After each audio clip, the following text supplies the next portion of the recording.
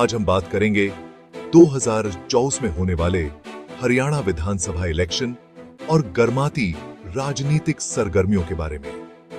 तो क्या हो रहा है इतना शोर? सांप्रदायिक तनाव और आर्थिक संघर्षों से जूझ रहे नूह जिले में बुलडोजर अप्रत्याशित रूप से इलेक्शन प्रचार का प्रतीक बन गए हैं। बीजेपी और कांग्रेस दोनों ही इन्हें तोड़-फोड़ के लिए नहीं, बल्कि सत्ता के प्रदर्शन के रूप में इस्तेमाल कर रहे हैं। लेकिन इस रणनीति की आलोचना हो रही है। कुछ लोग कह रहे हैं कि इससे सामाजिक विभाजन और गहरा सकता है। हाल ही में प्रधानमंत्री नरेंद्र मोदी ने हरियाणा में मंच संभाला और भ्रष्टाचार और भाई भतीजावाद के लिए कांग्रेस पार्टी की खिंचाई की। उन्होंने बीजेपी के विकास के ट्रैक रिकॉर्ड की प्रशंसा की, खासकर उद्योग और कृषि के क्षेत्र में। उन्होंने दावा किया कि इससे गरीबों से लेकर किसानों और दलितों तक सभी को फायदा होता है। मोदी ने हरियाणा की खेल उपलब्धियों पर भी प्रकाश डाला और ओलंपिक खेल नर्सरी की योजनाओं का अनावरण किया। अब यही वह बात है जो इसे और भी दिलचस्प बनाती है। नूह से पहली महिला उम्मीदवार राबिया किदवई गहरी लैंगिक पूर्वाग्रहों के खिलाफ एक कठिन लड़ाई लड़ रही है।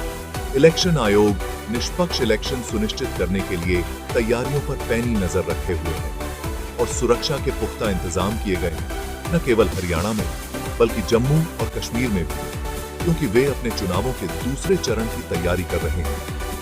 बॉलीवुड की बात करें तो कंगना रनौत ने निरस्त कृषि कानूनों पर अपनी विवादास्पद टिप्पणियों से हंगामा मचा दिया है। बीजेपी और कांग्रेस दोनों ने उनकी टिप्पणियों की निंदा की है।